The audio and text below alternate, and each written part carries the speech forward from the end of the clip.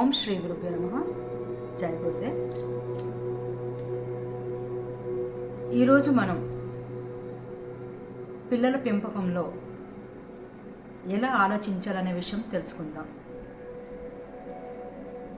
ప్రతి ఒక్క తల్లిదండ్రుల యొక్క ఒకే ఒక కోరిక, పిల్లల్ని బాగా పెంచాలి, వాళ్ళు చక్కటి స్థితిలో ఉండాలి అని.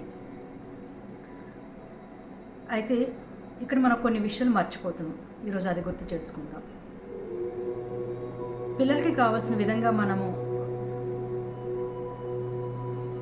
స్కూల్ కానీ, వాళ్ళ డ్రెస్సెస్ కానీ, ఫుడ్ కానీ, వాళ్ళ హెల్త్ కానీ, ఇలా అన్ని విషయాల పట్ల మనము చాలా జాగ్రత్తలు తీసుకుంటాం. ఒక్క విషయం మాత్రం మర్చిపోతూ ఉన్నాం. ఏంటంటే వాళ్ళ మానసిక స్థితి ఎలా ఉంది, వాటి పట్ల ఎలాంటి జాగ్రత్తలు తీసుకోవాలి, వాటి గురించి మనము సరిగా శ్రద్ధ పెట్టలేకపోతున్నాం. చూడండి, మన పురాణాలన్నీ ఒకసారి గుర్తు తెచ్చుకుంటే, రామాయణంలో రాముడు కానీ, శ్రీకృష్ణ భగవానుడు కానీ సాక్షాత్తు వాళ్ళు భగవత్ స్వరూపులు అయినప్పటికీ కూడా, పరమాత్మ స్వరూపులు అయినప్పటికీ కూడా, పోని వాళ్ళు ఒక రాజ్యానికి రాజులు అయినప్పటికీ కూడా, ఒక గురుకులంలో ఒక సామాన్య బాలుడుగా ఉండి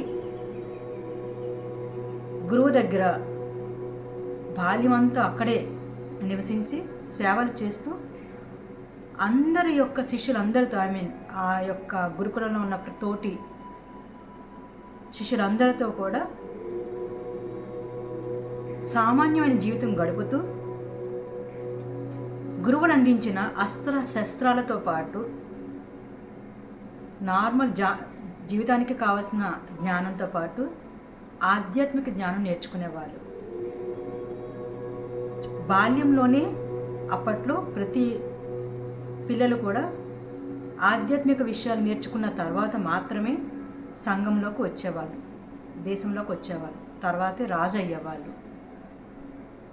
అలా నేర్చుకోవటం వలన వాళ్ళ మనసు, వాళ్ళ ఆలోచనలు, వాళ్ళ బుద్ధి, వాళ్ళ బాధ్యతలు సంఘం పట్ల, తల్లిదండ్రుల పట్ల, బంధువుల పట్ల, ఇలా అన్ని చోట్ల వాళ్ళు ఎలా ఉండాలి, ఎలాంటి పరిస్థితుల్లో ఏ విధంగా ఉండాలి, కష్టాల్లో ఎలా ఉండాలి, తోటి వారితో ఎలా ఉండాలి, అన్ని విషయాలు నేర్చుకున్న తర్వాత మాత్రమే రాజు అయ్యేవాళ్ళు.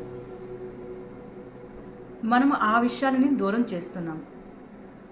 అయితే అట్లీస్ట్ మన స్కూల్స్లో అలాంటి విషయాలు మనం నేర్పించలేకపోయినా, ప్రతి తల్లి, ప్రతి తండ్రి కూడా బాధ్యత తీసుకొని వాళ్ళు నేర్చుకుంటూ పిల్లలకు ఆ విషయాల పట్ల చక్కగా నేర్పించాలి. మనం వాళ్ళ యొక్క మానసిక తీరు ఎలా ఉంది, వారు ఎలా ఆలోచన చేయాలి, ఎలాంటి పరిస్థితులు ఏ విధంగా ఉండాలి అని మనం అనుభవిస్తూ, నేర్పిస్తూ, మనం చేస్తున్నది వాళ్ళకి చూపిస్తూ ఉండాలి.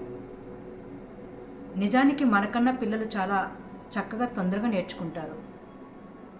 సో ఏ సమస్యల్లో, ఏ పరిస్థితుల్లో, లేదా ఎందుకంటే ఇప్పుడున్న సంఘంలో ఎలాంటి పరిస్థితుల్లో ఉన్నారో పిల్లలు మనకు తెలుసు.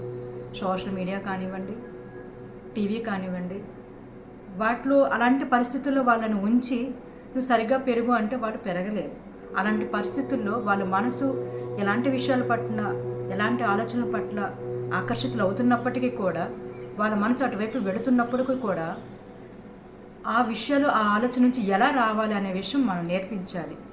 అంటే ఏదైనా చూడకూడనివి, వినకూడనివి, తినకూడనివి చూసినప్పటికీ కూడా అది సహజమే అని మనం చెబుతూ, అవి అలాంటి ఆలోచనలు వాళ్ళ మనసులోకి వచ్చినప్పుడు వాటిని ఎలా గమనించుకోవాలి, ఎలా వాటి నుంచి మనం బయటపడాలి అనే విషయము చాలా సున్నితంగా, జాగ్రత్తగా మనము నేర్పించాలి. ఎప్పుడైతే వాళ్ళ మనసుని వాళ్ళు ఎలా అంటే, చూడండి, మనము ఇది మంట కాలుతుంది, ఇది చాకు, దాంతో దూరంగా ఉండాలి, ఇలా మనం చాలా విషయాల పట్ల జాగ్రత్తలు తీసుకుంటాం. కానీ వాళ్ళ యొక్క మనసు పట్ల మనం జాగ్రత్తలు తీసుకోము.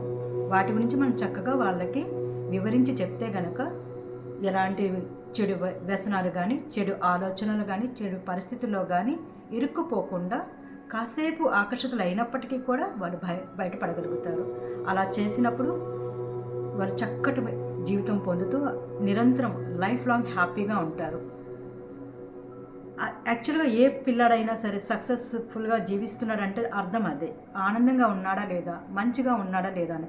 మనము పెద్ద పెద్ద ర్యాంకులు ఇవ్వగలుగుతాము, పెద్ద పెద్ద జాబులు ఇవ్వగలుగుతాము, లేదా ఎన్నో లక్షల కోట్ల ఆస్తి ఇవ్వగలుగుతాము. కానీ సరైన మనసు ఇవ్వనప్పుడు, సరైన బుద్ధి మనం వాళ్ళకి నేర్పించినప్పుడు అవి ఎన్ని ఉన్నా కూడా వృధా కదా.